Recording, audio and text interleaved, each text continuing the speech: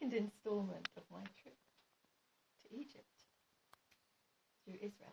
Now, if you look at a map now, you'll see that Israel goes only as far as Eilat, or the Red Sea, and that's it. Israel's only got one little town onto the Red Sea. But when I was there in 1981, it was the last year where Israel owned a whole coastline of the Red Sea in like a triangle, and Egypt claimed it back. So we were able to go down to what is now Egypt. So Saturday, 21st of February. We climbed out of our sleeping bags just after 5 a.m. It was very cold, and I just threw all the clothes on that I could find. We had tea and biscuits, put everything on the bus, and went to the Moon Valley, just like you'd imagine the moon to be like, really wide and full of craters, bleak and brown in colour. Nearby was the Beauty Canyon, which we walked down. It was only about a foot wide, but the sides were 10 or 15 feet high. We also went to the Canyon of Surprises, full of surprises, like rocks and boulders to clamber over. Breakfast was prepared for us here, which saved my group some work. The last canyon, called the Hulvara Wadi Canyon, and the Table Mountain, was the most majestic at all. It stretched for miles, and although some disagreed, was full of colours. As Chilik pointed out, he was the leader of the volunteers.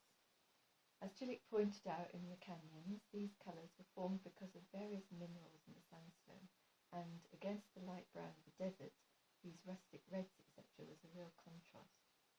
We picked up our spare wheel in Eilat, which had been left there to get repaired. Then we headed south along the Red Sea. The views were out of this world, really breathtaking. Mountains either side and blue, blue sea. There was an island called Coral Island, which was beyond expression. Sonia and I agreed that it was so beautiful it could never be put into words. In fact, we nearly burst into tears at seeing it, with the music playing in the background on the bus. What were they playing, like atmospheric? Like... No, just we also saw Israel's one and only fjord. It was tiny, and the Norwegians on the trip didn't think much to it. We also picked up 3 hitchhikers, girls, saw a camel and Bedouins. Finally, we arrived near Neviot, where we rushed into our bathing wear and into the sea. I wore a mask and was able to see all the beautiful coral reefs. I couldn't believe I was there. I felt rather like Jacques Cousteau. There were sea urchins on the reefs too, but I only saw one fish. Other people came back with tales of seeing shoals of fish, like another world under the water. I'm now lying on the beach trying to get brown.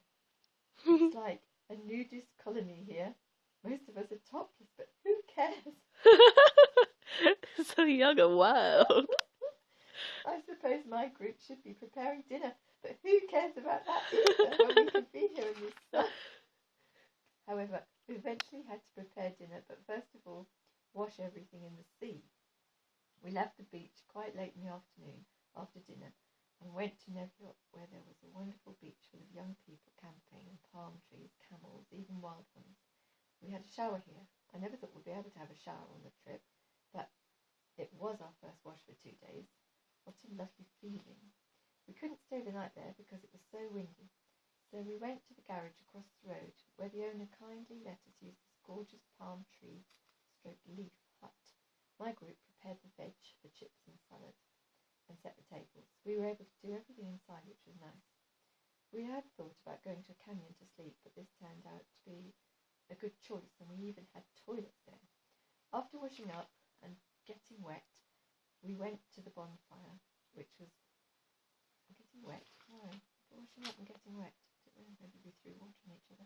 We went to the bonfire, which was much quieter than the night before. Nobody sang. Sarah was positively drunk. Nick caught me out on a trick, rubbing my finger around a plate with soot under it, but it didn't work. I don't know what that is. I slept really well on the concrete raised floor. That's the end of that day. Another wild day. Escapade.